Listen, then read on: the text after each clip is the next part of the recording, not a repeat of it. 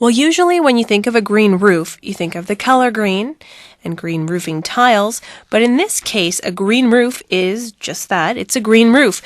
It'll be covered in green plants, and the roof in question covers a Windsor school. Herb Calling went to St. Christopher Elementary School, located just off EC Row Expressway, to watch the soil being blown onto the roof today. My name is Joe Passa. I'm an architect with Passa Associates Architect. We are currently blowing, as you can see, the soil on the roof from a blower truck that is putting this very high-tech, lightweight soil on this roof that's about 5,000 square feet. And the blower itself is like a vacuum in reverse. It is. It's pretty neat. The soil, of course, is going to be in the end about 6 inches. And that's on top of drainage layers, the filter cloths, and then the insulation and the roofing membrane. In this particular, this is the Tremco system. And then the plant material will be installed by the end of this week, where we'll have this entire roof planted out with indigenous plant material that will hopefully recycle itself and not have a high maintenance problem.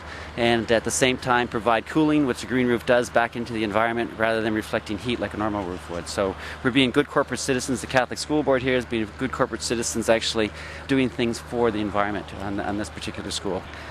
What we've done in the school throughout the whole entire design of the school is make it very energy efficient. And this school has been rated as the most energy efficient school in Ontario and the 5th most energy efficient school in all of Canada.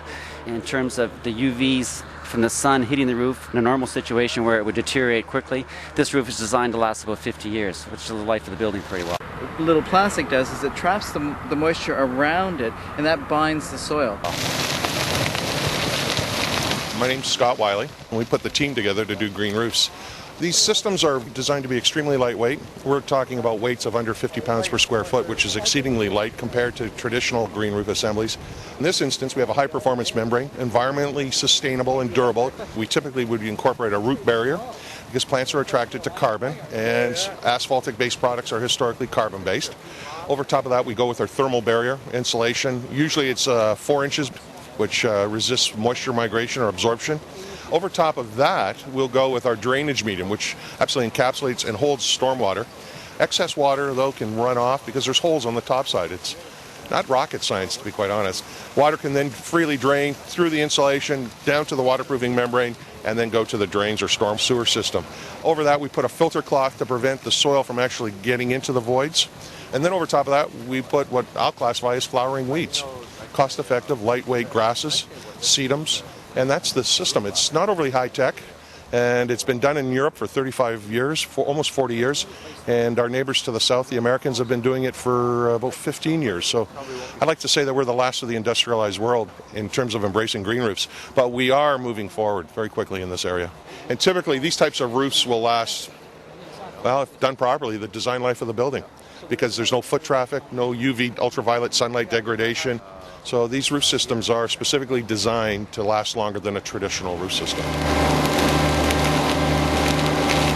Melissa Farrand, I'm the principal of St. Christopher School, and the students and the staff are excited about this new venture of having our wild grass and wildflowers up on our roof, and it really promotes the aspect of environmental awareness to our students and gives them a sense of ownership for our environment, and we're really excited about it.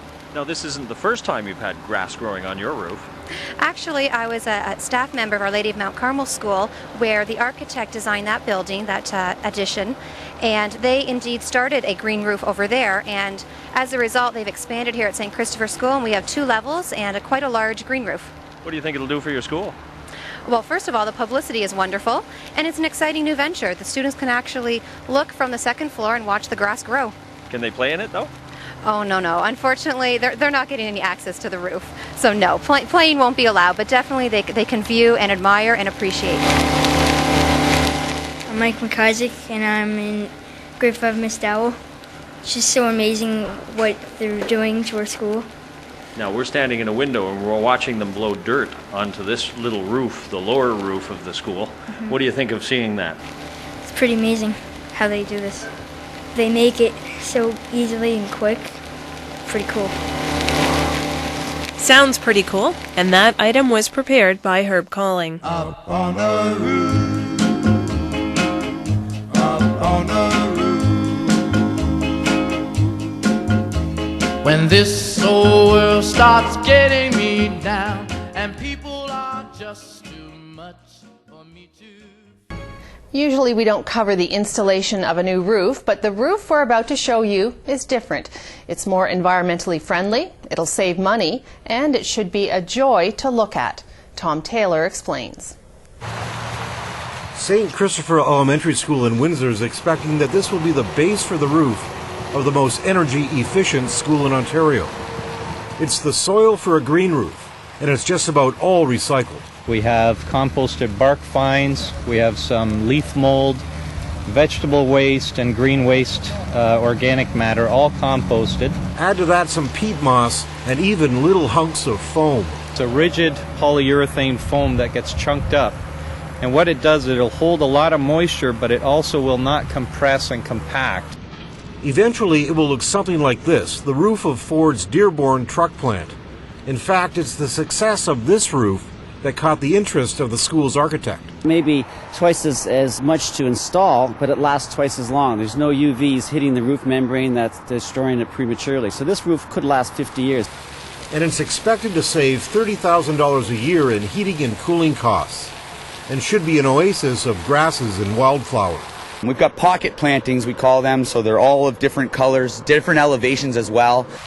It's an idea that could spread to the residential market. It'd be nice to even have a flat roof over top of a garage where we could plant and do something of interest that could have access out to the yard, out from the house onto the roof. The roof should be planted and finished in about a week. Tom Taylor, CBC News.